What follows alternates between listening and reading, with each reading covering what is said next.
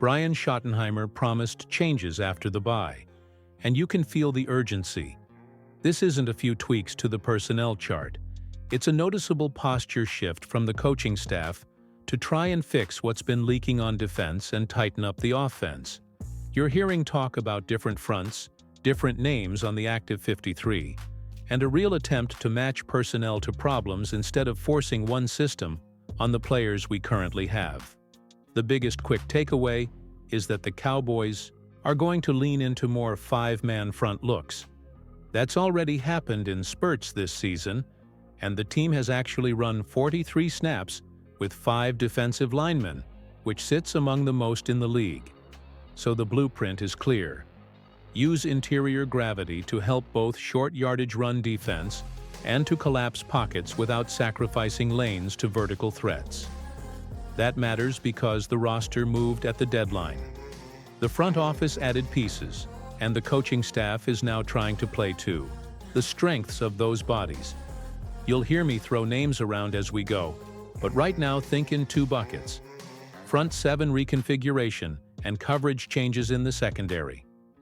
On the front 7 side, the arrival or activation of certain big bodies gives Matt Eberflus the ability to mix 3T alignments with classic 5-man sets more often, and those rotations can disguise blitzes and protect against inside runs when necessary. Schottenheimer and the staff have said they're going to make changes after the bye, and on the film side that usually translates into reallocated reps, fresh matchup scripts, and an emphasis on getting the right defenders in the right spots rather than leaving the exact same group on the field every series. That strategic shift is the spine of what we'll break down across this video. On the personnel front, you should expect to see different names active on game day. That matters a lot. Perrion Winfrey has been designated to return from IR, which adds interior depth. When players like him come off the shelf, the coaching staff can try multi-tackle fronts more comfortably. Beyond that, trades and roster shuffles mean more competition at linebacker and corner. And that competition is exactly what a staff needs to reset standards and effort levels. Winning those one-on-one battles in training and practice forces clarity for the fans. You'll know the starters and who's rotating. And that clarity matters when you talk about accountability and scheme fit. Before we get into the technical breakdowns in the next chapter, I want to hear from you. Simple poll. Are you optimistic these bye-week changes can turn the defense around? Type yes or no in the comments, and tell me one player you trust to step up. If you like this kind of nitty-gritty Cowboys breakdown, hit that subscribe button.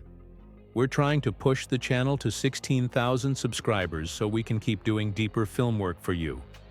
And while you're at it, drop a like to help others who care about the Cowboys find this content.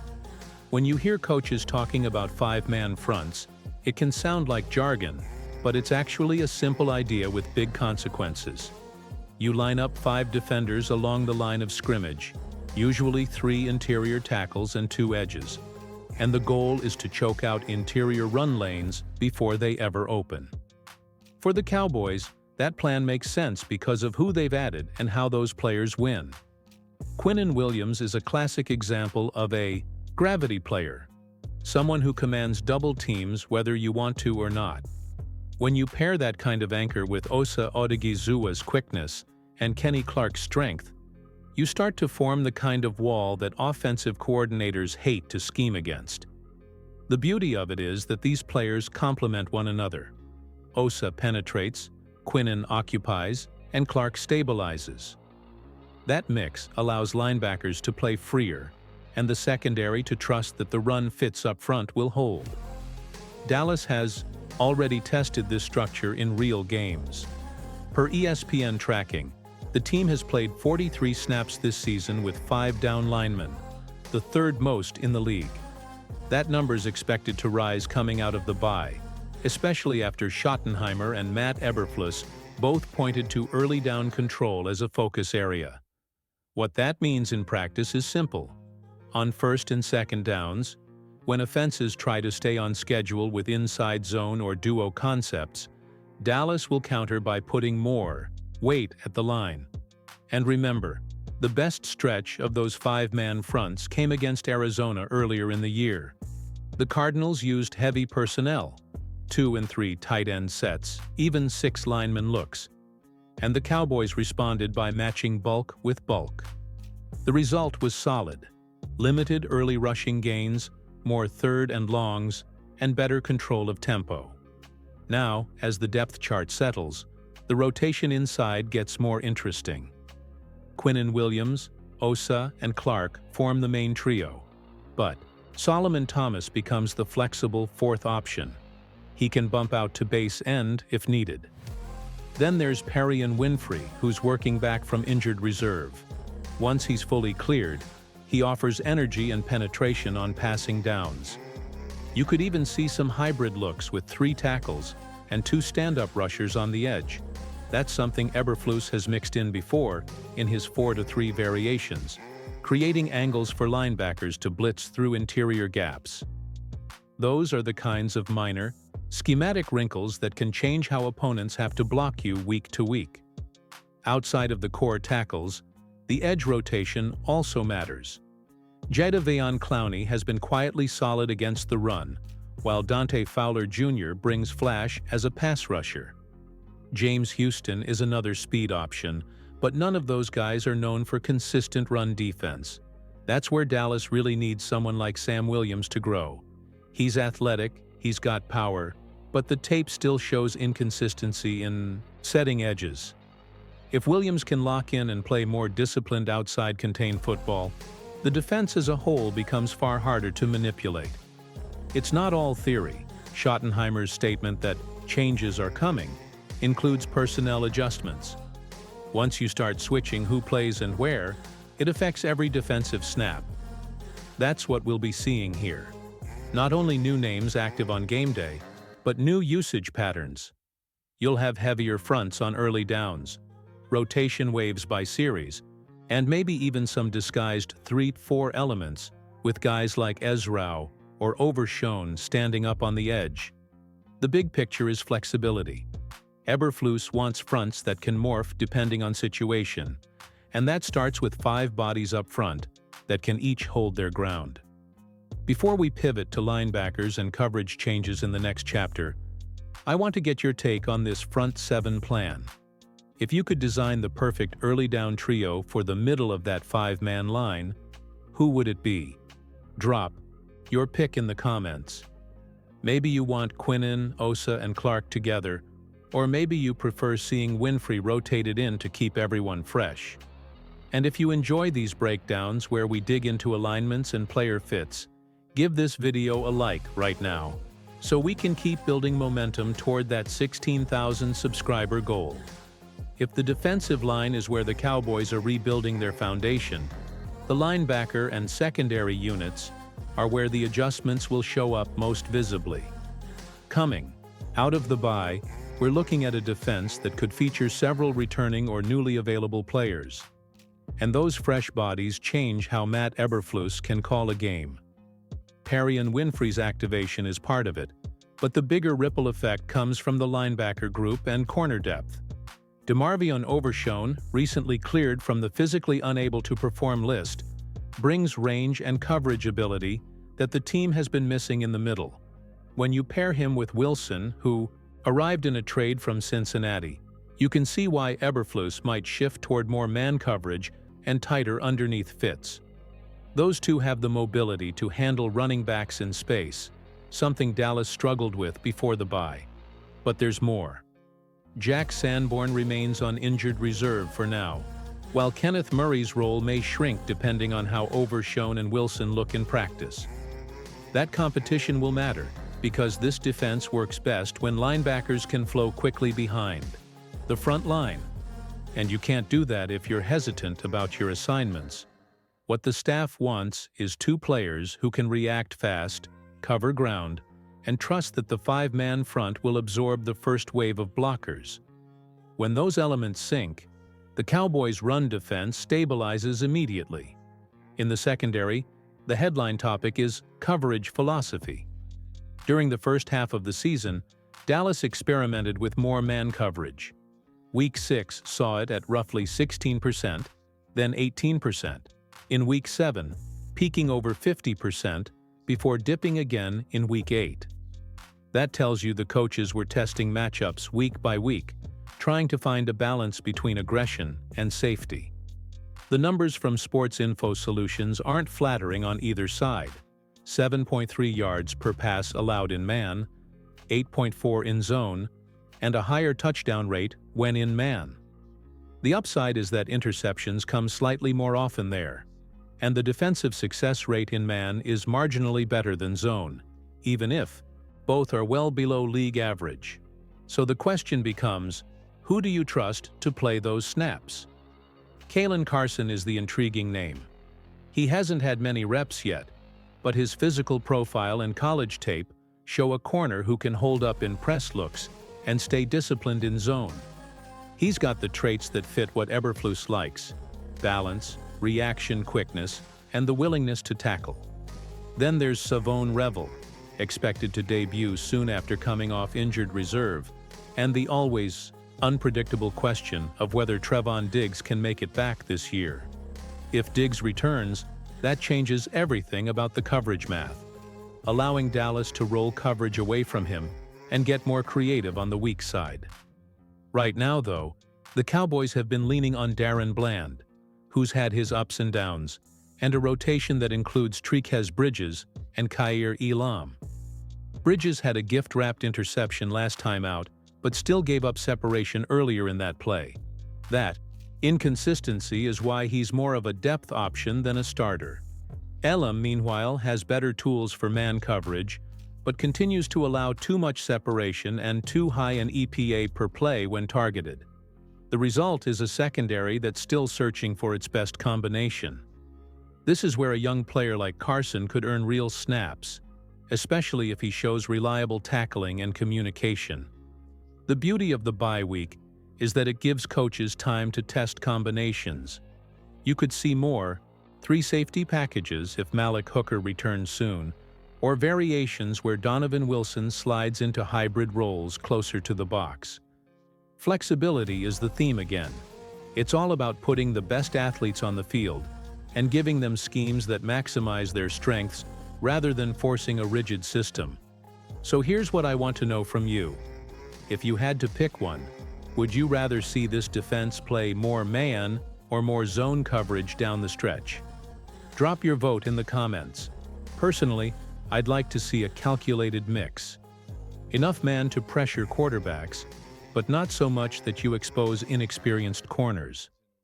If you're enjoying these deeper dives and want more weekly Cowboys analysis, make sure you're subscribed. Every subscription brings us closer to that 16,000 mark and helps keep this show running strong. If the defense has been all about flexibility and fresh energy, the offense has been about survival and identity. That's not an exaggeration. The Cowboys' offense through the first half of the season looked like a work in progress. And it was. Injuries, inconsistent line play, and questions about chemistry between Dak Prescott and his receiving group have all been front-page material.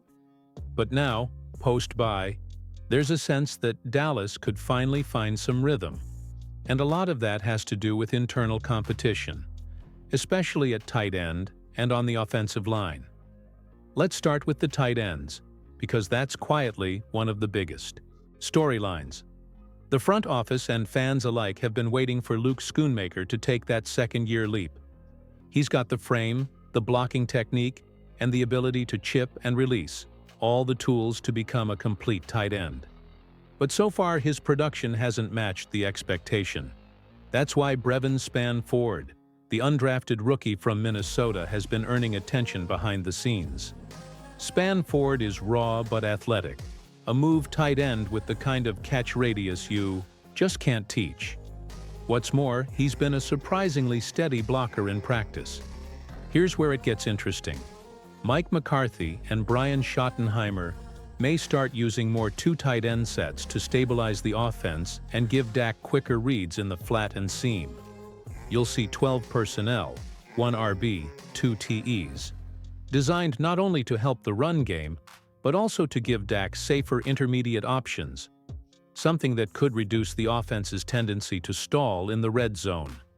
Fans have been asking for more play-action bootlegs and middle crossing concepts. This formation allows both. Now, on the offensive line, the drama's been centered around right tackle. Terrence Steele has had a tough stretch, and it's forced coaches to experiment. Tyler Smith has held his own at left guard. Tyron Smith has been solid when healthy, but the right edge remains unstable.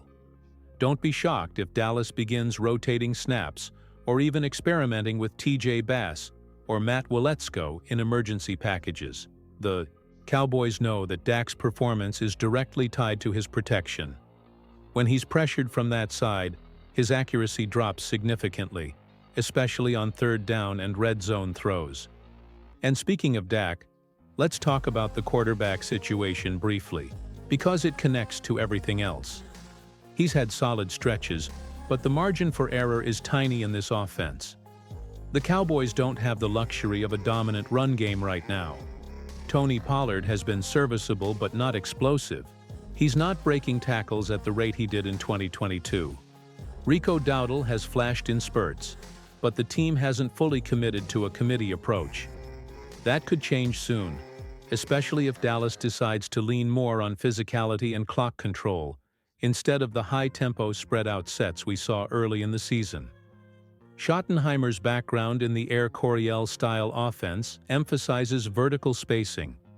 But with this personnel, we might see a shift toward West Coast hybrids, quicker passes, rhythm throws, and high-percentage routes for CeeDee Lamb and Brandon Cooks. The idea is simple: keep Dak in rhythm, move the chains, and reduce turnovers. The key stat here is that Dallas has struggled when Dak holds the ball longer than 2.8 seconds. So everything points toward faster decision-making and schemed openings. Now, the wild card, Jalen Tolbert. Every time it looks like his snaps will fade, he makes a clutch grab or moves the chains on third down. He's becoming that glue guy, not flashy but reliable. Don't overlook him in the second half. A three-wide rotation with Lamb, Cooks, and Tolbert gives Dallas spacing, experience, and enough speed to challenge defenses vertically. To wrap up this chapter, here's the key theme. The Cowboys don't need to reinvent the wheel. They just need balance. If the O-line holds up, the tight end room produces, and the play calling leans into quick developing concepts, this unit can go from inconsistent to efficient almost overnight. When we step back and look at where the Dallas Cowboys are right now, the picture is one of cautious optimism. The bye week came at the perfect time. A reset button, not just physically, but mentally. This team knows it hasn't played its best football yet, but it's also clear that the potential is still there for a second-half surge. The biggest theme heading into the back half of the season is health and identity. So many of the Cowboys' struggles can be traced back to inconsistency, rotating players, communication lapses, and a lack of rhythm across both sides of the ball. But as injured pieces begin to return, the coaching staff finally has a chance to lock into stable rotations. Perry and Winfrey joining the defensive line gives them that extra interior disruptor they've been missing. DeMarvion Overshown's range at linebacker brings coverage options. And if Malik Hooker and Savone Revel return soon, the secondary can finally tighten up. It's a defense that, on paper, fits Matt Eberflus's core philosophy: discipline, pursuit, and takeaway opportunities. He doesn't want freelancing, he wants structure. And if the new additions can play within that framework, this group could quietly climb into the league's top 10 by the end of the year. Offensively, the message is similar: simplify and execute. Dallas doesn't need to score 35 points a week. It needs balance. Lean on the ground game to keep defenses honest. Protect Dak with smart play design, and get the ball into the hands of CeeDee Lamb, Brandon Cooks, and Jake Ferguson in rhythm. When this offense moves fast and stays ahead of the chains, it can compete with anyone. The stretch run won't be easy, though. The upcoming slate includes several teams fighting for playoff positioning, and every mistake will be magnified. But this is also where leadership comes in. Dak Prescott, Zach Martin, and DeMarcus Lawrence are the voices in that locker room that know what resilience looks like. They've been through mid-season doubt before, they've heard the noise, and they've learned how to tune it out. There's also something intangible happening with this group: underdog energy. After a disappointing stretch, national analysts have cooled on the Cowboys, and that might be the best thing for them. The less spotlight, the more room to sharpen their edge. Players like Winfrey, Overshown, and Spanford aren't household names, but they bring hunger, something that's contagious in a locker room full of veterans trying to prove they can still contend. The next few weeks will tell us everything. If the Cowboys can come out of the gate post-bye with a statement win, re-establish their ground game, and tighten up the coverage discipline, then suddenly, the NFC playoff race looks a lot more open.